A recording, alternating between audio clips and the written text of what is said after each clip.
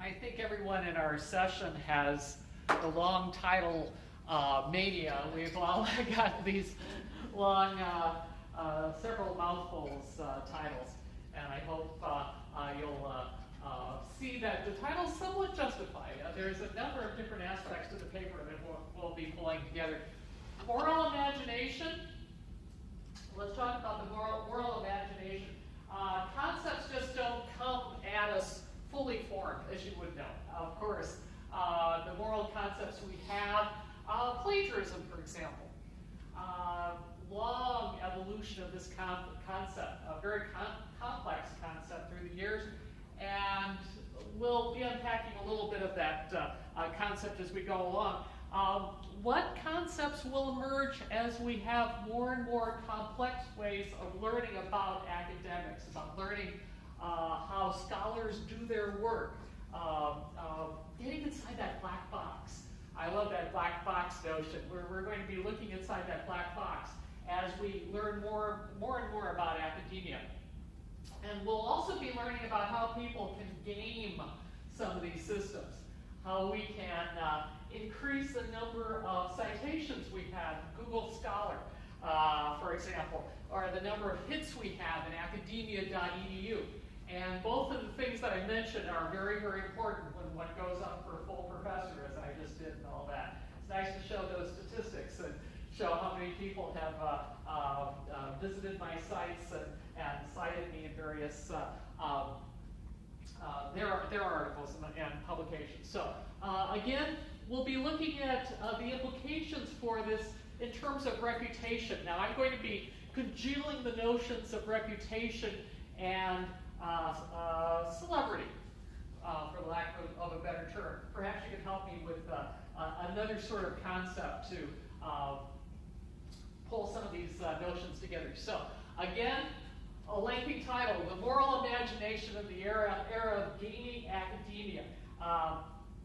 We've gotten to know academics, almost all of us, in so many different ways, as a wonderful place in which we can have a full expression, in which we can share ideas and all of that. But it's also a place in which our contributions are measured in relation to other people's contributions.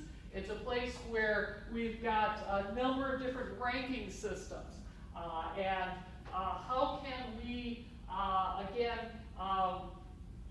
look at those ranking systems and, of course, the prospects for gaining them, of perhaps getting an edge in terms of the way we're looked at in those systems. How can we look at that in a moral light, in an ethical light? So a lot to unpack as we move along. So academic reputation issues. I do remember some of the older days in which one published articles and then maybe you got a citation or two, or one's book. I have a book from 1996. One's book had a few reviews. It was very exciting to read those reviews and all of that.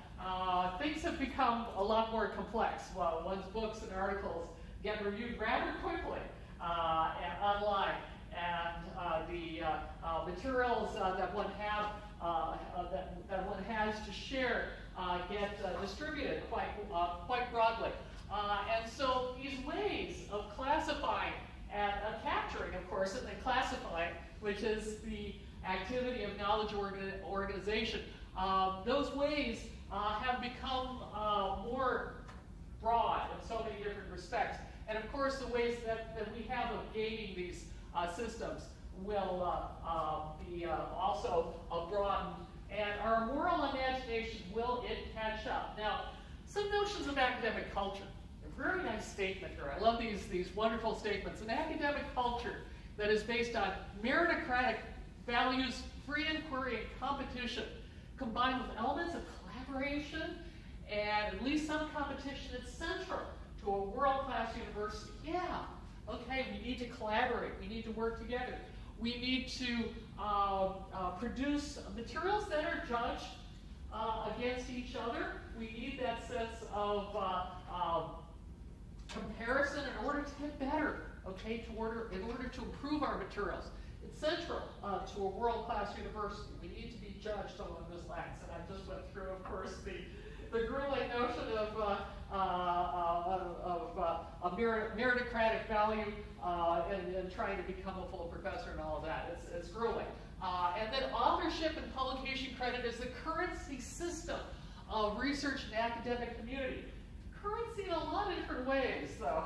Currency sometimes in the way these reviews and other and citations and all of that are traded, but it's the lifeblood. I like perhaps lifeblood better. It's what makes us an institution in the broader sense that shares ideas and through which ideas can grow.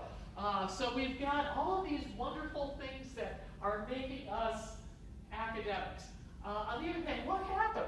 Okay, back in 2010, there was an expose by that radical organization, I think it was called the Boston Globe, that showed some amazing things happening in terms of the buying and selling of papers, papers being sold for $45. You could buy a paper for publication for $45, et cetera, and not to pick on any particular nation and all that. We've got a number of other issues that will be unraveling. Plagiarism of various documents and all of that. Of course, we know that is a tremendous issue. We've also been greeted with the notion of self-plagiarism. Some of us who have looked at our work through the years wondered, gosh, did I take that definition of blogging that I developed back in 2001 and maybe use it too many times in my publications? Can I be accused of plagiarizing myself by not citing the original sources of that definition in some papers that I wrote? Again, the moral imagination, I'm trying to get us into that mode, would say, oh gosh, plagiarism, stealing somebody else's work, putting my name on somebody else's work, maybe bad. Self-plagiarism, maybe taking a few of my paragraphs, reworking them a little bit. You know, I don't have that many ways to frame what a blog is, and using them in other sources. Maybe it's bad, but maybe it's not evil, okay? Maybe I should have done a little bit more creative work at reframing that definition every single time that I had to use it. But maybe it's not something to throw me out of the university for. So again, there was a period not so long ago, I'm sure a lot of you remember, when self-plagiarism was a kind of moral fad, but that's faded in some ways. Now, gift authorship, I've run into many individuals who barely remember the papers upon which their name is affixed. It's part of a number of research organizations that you put the name of the head of that research organization, the head of the lab on that paper, etc. Is it bad in some senses? Again, the moral imagination might say, if you authored that work, you should have been the person who tapped that keyboard or wrote that thing out or dictated it or otherwise produced those words. Again, there are a number of issues as to what authorship is involved.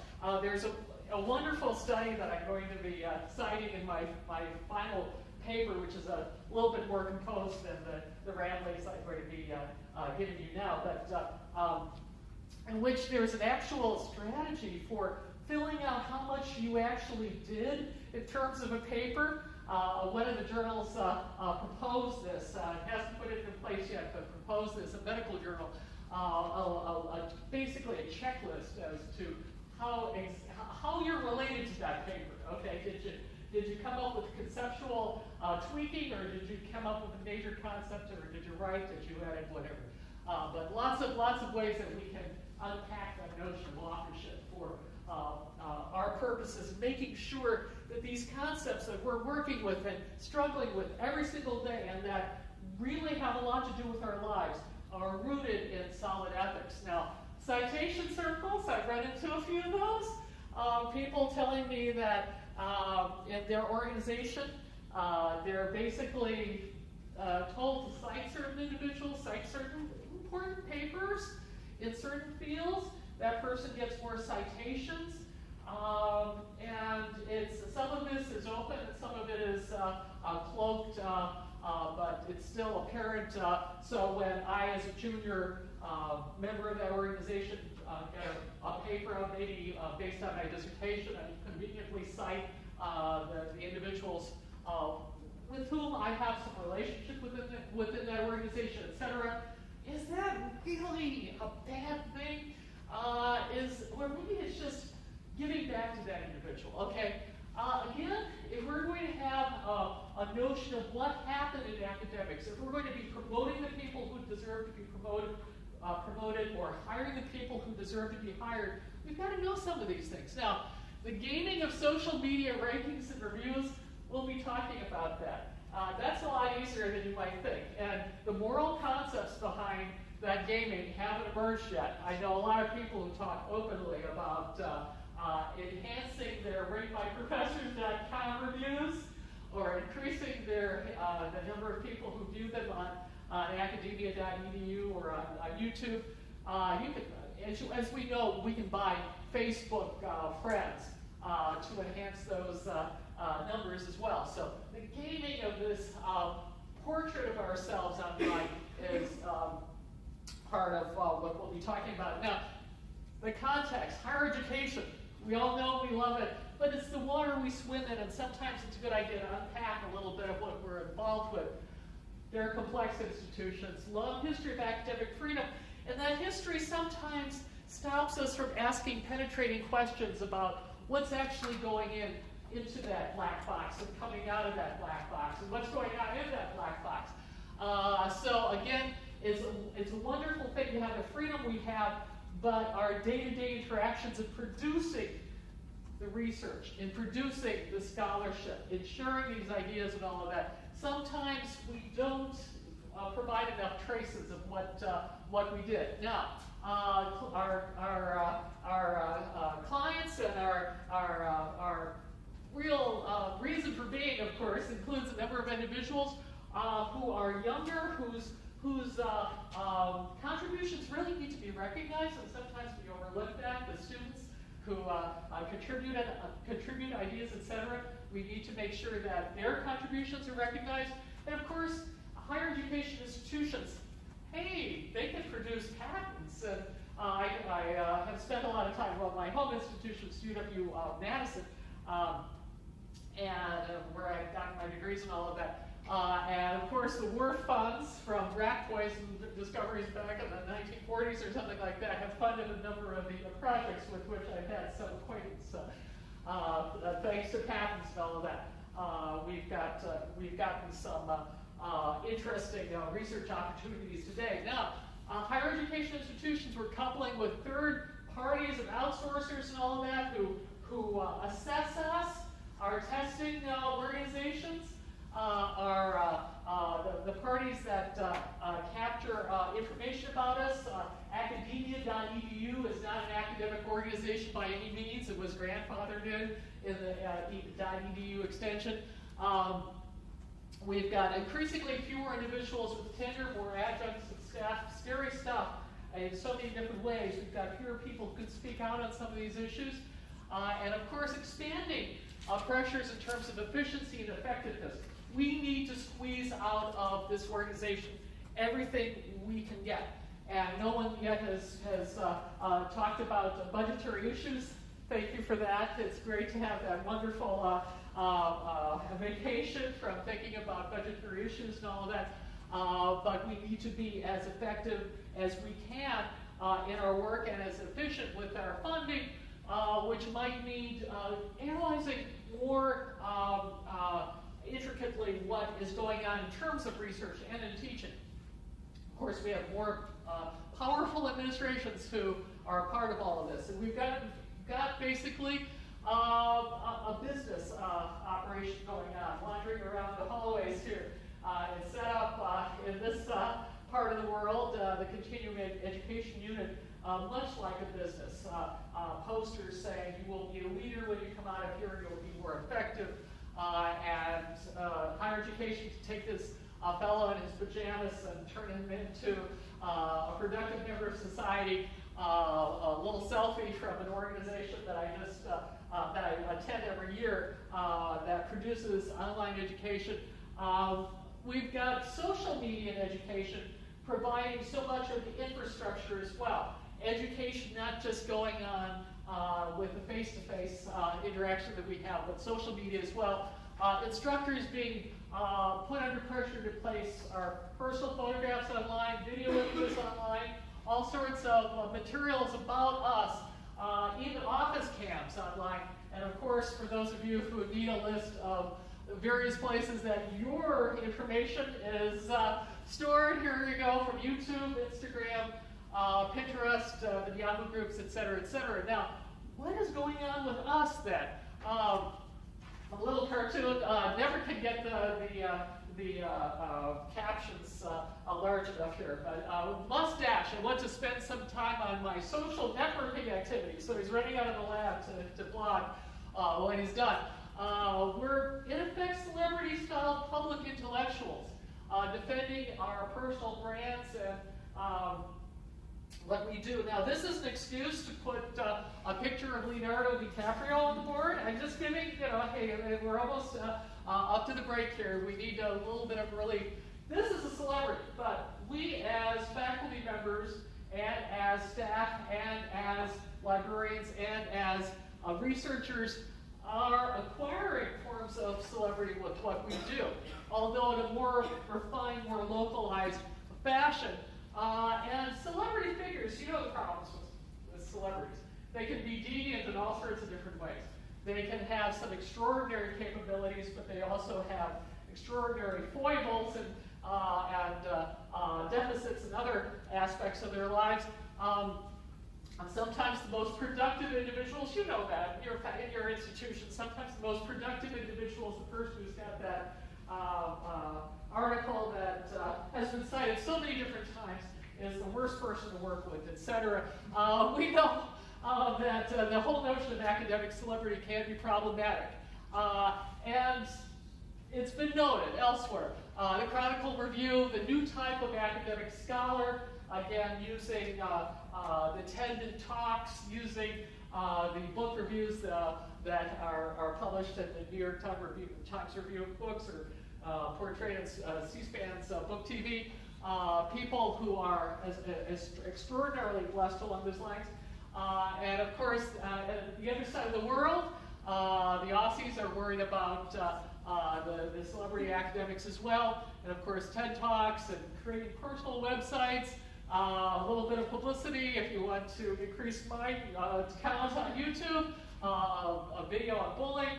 We're interacting and friending very often friending our students, a good conversation starter for our meetup pretty soon at the athletic club. Do you friend your students or friend your staff or friend your associates, etc.? And we have also confession websites online that are a trend across campuses. If you haven't visited your own campus's confession site, that's a good way to spend an evening. And you can check yourself, check what people are saying about you, your colleagues, and people at conferences like this, etc. With a Twitter search, you will find things. And you'll also obtain some mean reviews. Steve Collins, an associate professor of English at Southern Florida University, appeared in a video reading reviews about himself. One of the reviews he got by found this course to be tediously boring, and Steve was useless, although he's a very nice guy. Again, what is our ethical relationship to these platforms? I've got a couple minutes, so I want to get to the ethical point. We've got all of these symbiotic academic platforms. No university is involved with ratemyprofessors.com. No university is involved with academia.edu or Google Scholar or ResearchGate. And if you get started on any of those sites, it takes over one's life in a lot of different ways. The obligations one has to deal with people asking for copies of materials that they can easily buy for $37.95, but they will ask for you a copy from you and hope that you'll give them one, etc. Lots of interesting things happen with those sites. And of course, papers can be cited on these sites if they're good. They can also be cited if they're very, very bad. How do we deal with these websites? And how do we deal with this new world that we're entering as researchers, as composers of music, as authors, etc.? What are our ethical choices now? As you'll read the paper, I was tearing my hair out saying, where do I go? And I remembered something from the 1970s, Ethics, Exit, Voice, and Loyalty, from Albert Hirschman, an amazing individual who was thinking about how we deal with organizational problems. Do we leave? Do we see something, or are we loyal? And basically, looking at all these organizations and looking at how we would be proceeding along these lines, academia.edu's Google Scholar Research Page, all getting portraits of us, whether or not we're involved with them, whether or not we clean up that information. My name is JoAnn Oravec with a space. There are a lot of articles out there where the space is not provided, or it's JR Oravec or something like that, that are not linked to ResearchGate. I've already cleaned up academia.edu. That's pretty well up to date. But it takes time and effort to be dealing with these. Of course, we could be gaming them. The Google Scholars experiment how to index false papers and manipulate bibliometric indicators.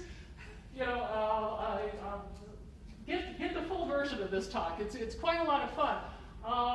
This is the beginning. You get intelligent people who are facing systems like this that are inscrutable, that are placing heavy demands. You're going to get a lot of gaming. Okay. Now, is this unethical? Is this something that is bad?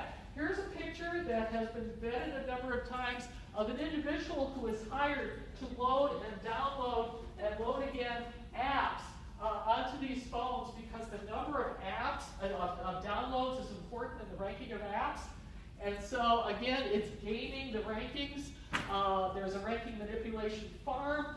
Is that what we need to do with our own rankings to make sure that when we go up to full professor, people say, yeah, you have 3,000 or so hits on academia.edu. You still have it after all these years. Yeah, we'll give you the full professor. But on the other hand, who reads these academic publications anyway? There are a lot of scientific papers out there. Just to put things in perspective, I know I'm getting yanked off the stage here. One estimate puts the count at 1.8 million articles published per year in about 28,000 journals. But who reads these papers? About half of them are read by the people who sign off on them, the peer reviewer, the editor, and the author. Okay? So we're dealing with a lot of, maybe it's much ado about nothing, but it's a part of academic life, and we are judged. And we judge our institutions by how many of these peer-reviewed publications are read, are cited, are utilized somehow. And that the vehicles for doing so we're hostage to. Okay, so is it exit, voice, loyalty, or perhaps we should be adding gaming to it? And take the advice of the folks who have figured out how to seed Google and Scholar with bogus publications and raise their citation counts and do all those things that will make us look better in this amazingly complex world. So I'll hand it over to you.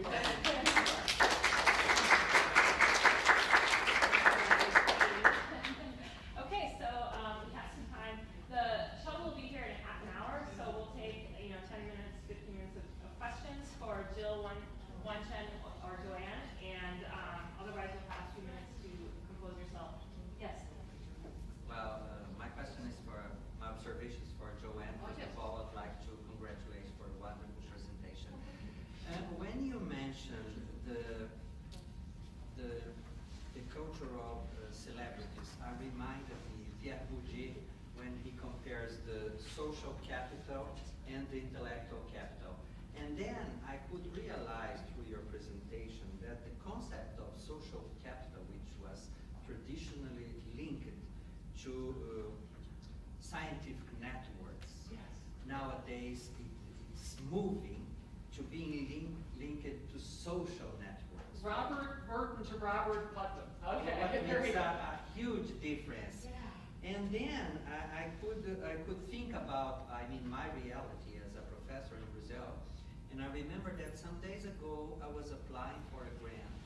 And one of the major parts of the form, I need to inform who I was in Google Scholar, who I was in ResearchGate, what was my impact factor, what was my age index. And all of those indexes, although they can be important, but they can suffer such a kind of problems as you have pointed. Yeah, exactly. So exactly. this makes a huge difference in questions of evaluating the academic life. Exactly. You make me think a lot.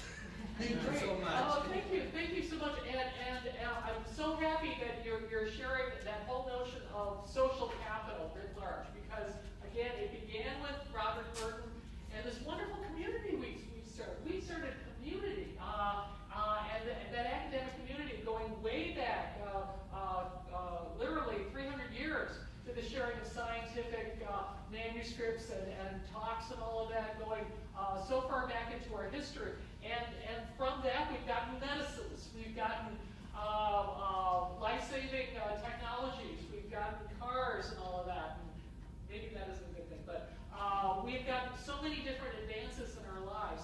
So again, to game the system is a kind of corruption that maybe we're not interested in. Maybe if we would find out that people of some schools, just because they are a member of that school, have more citations than somebody from University of Wisconsin-Whitewater, where I come from, and all that. So again, we've got a question of whether or not, again, we should have some ethical standards here, maybe a broader ethical discussion. One hates to have citation cops, so citation police. That would be horrible, This citation doesn't belong there. Are you doing this because that's your major professor and you want a couple brownie points? You shouldn't do that. You don't want that type of thing. So again, thank you very much. I have a question for Jill, if I can do that.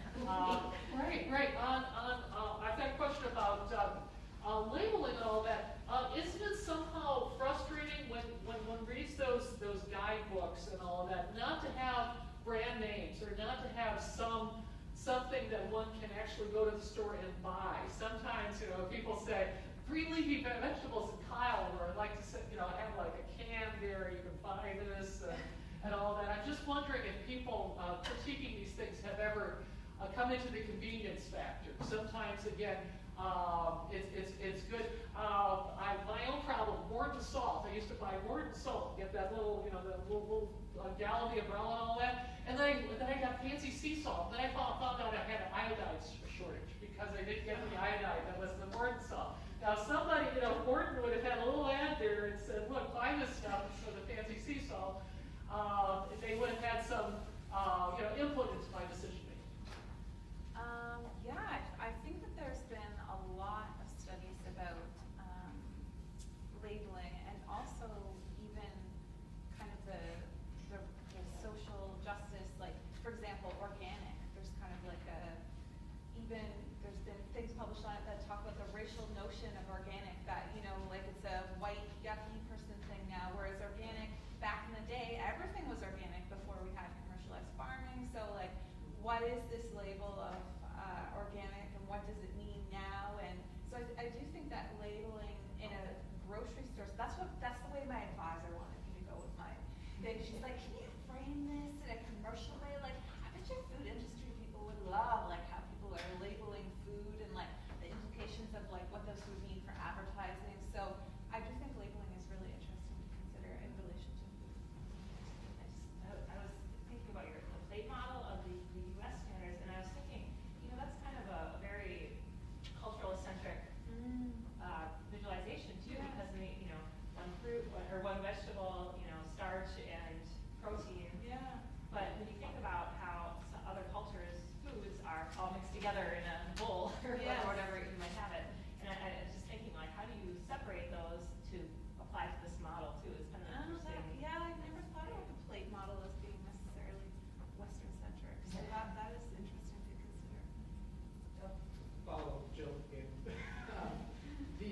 a methodology question about the interpretation of how the dietitians responded. Do we have any data on whether or not they're really bad eaters?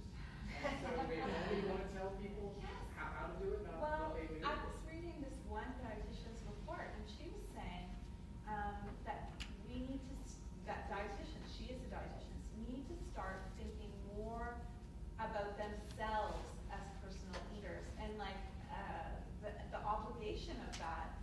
Because I think that one thing that these dietitians that I will always say is, in my perspective as a healthcare practitioner, blah, blah, blah. Or, you know, as a, you know, so they're always speaking from that professional perspective and not from their own leaky, you know, whatever bodies, you know, like the parameters of their eating habits. So I do think that it was an error in my methodology that I didn't know to like get them around that, or if they would even feel comfortable doing that, because I do think they're people too, and they don't eat according to the way that they teach people to eat. So yeah, that would be really interesting. For Jill, I also have a thought. It'd be interesting to trace that back to their education as well. So is that what's being touted as the standard in their education, or have they come to that? Well, some How of are them, they coming to view that standard as the correct nutritional balance? some of them were educators, so some of them were academics at a food and nutrition program. Some of them were educated at one point and not. I think there was one person who had kind of a critical perspective about, like, who thought about it differently. But I mean, we were educated about Canada's Food Guide in public school, so it's like so ingrained in the way that you think about food all the way from the beginning, and then they would get it again. And I think if they have to know about the food guide, and they have to, it's the #1 published document in Canada by Health Canada, like beyond anything else. So you have to be able to speak to it and then be able to tailor it. So they would talk about that. If you needed more information, then I will go with it with you as a professional. We'll talk about it, but this is kind of a starting, jumping off point. So yeah, I do think it's an educational thing for them. Danny? I have two questions, one for you. One is, I read recently, I was reading about lactose intolerance, and I read that, I mean, it was like a recommendation in Europe, like people should drink milk because people are not so intolerant as in other countries. Yeah. I mean, do you see those geographical, are they universal recommendations? Are they universal? In Canada, the milk and alternatives is universal recommendation, but they do say the word alternatives. It's just that milk is the primary label. And in the US, I'm not sure what, if you say alternatives in your dairy category, but there is one gene lineage that can, is in the Netherlands and like spread off, that can digest milk easily. And most of the rest of us cannot. So it is really weird to promote the one lineage that can digest milk over the others. But I do think that in other cultures they would not. I mean, it would make sense. I haven't looked into that myself. I haven't done it myself. The other question is, in your definition of culture, can you please, is it by defined by the community maybe, or can you rephrase? Repeat that, I yes. forgot the word.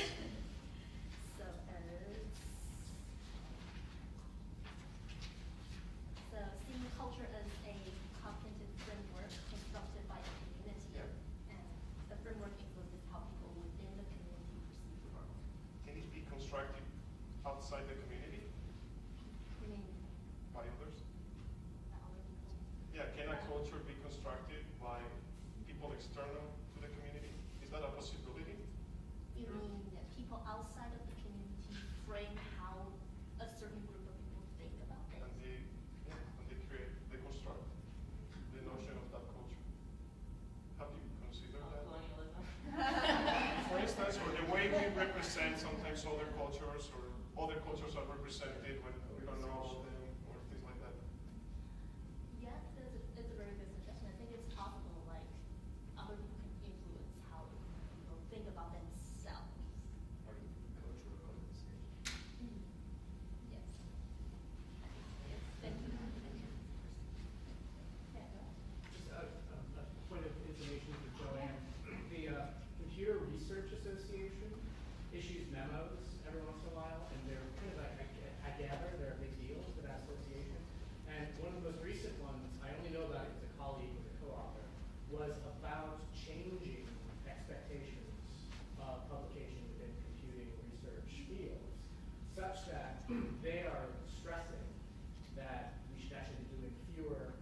quality papers, and we shouldn't be expecting every PhD student to have 25-page CV in order to get the interview for the tenure track job.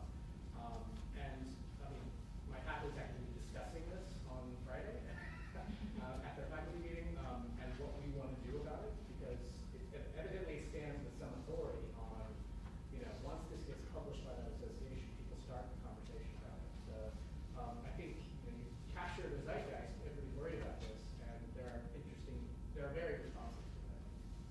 I'm thinking of doing an article for the Journal of Virtual Worlds Research, and it's not listed anywhere. And it's a wonderful publication, and I wanted to write that article, and I'm thinking, how many people will read it? How many, whatever, instead of, is this the right venue for my thinking? And I'm wondering if that whole notion of citations and all of the bibliometrics, if that's creeping into our thought and restricting our imaginations.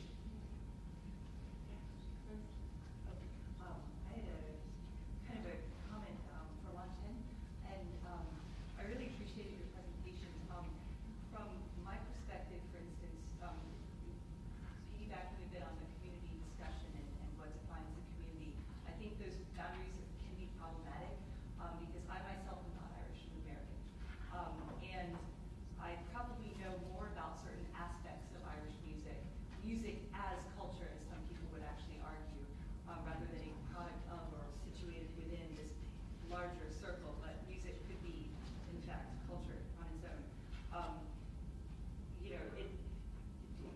Who has the authority to really, say and define that? And also disagreements within a community. I can't even tell you how many verbal fistfights happen over aspects of, what is traditional music? What are aspects of a particular culture? So the issue of maybe something being homogenous enough to say that it can be defined through one community voice, that may be challenging. But it's so interesting to see your many definitions and how people have attempted to struggle with a very big word. But I just wanted to put that out there that there may be more disagreement than agreement when you find Yes, it's very true. When I was reading the literature, that a lot of people, they use group, community, society, all kinds of words to describe the concept of community here. So it's kind of a messy word to use. And also, it's just, and I find I didn't mention it, but I feel like one of the characteristics of culture maybe is the coexistence of culture. Because we all have very different roles, gender, religion, we come from different regions, and all these can mix up even in individual, and not to mention in society or in the world.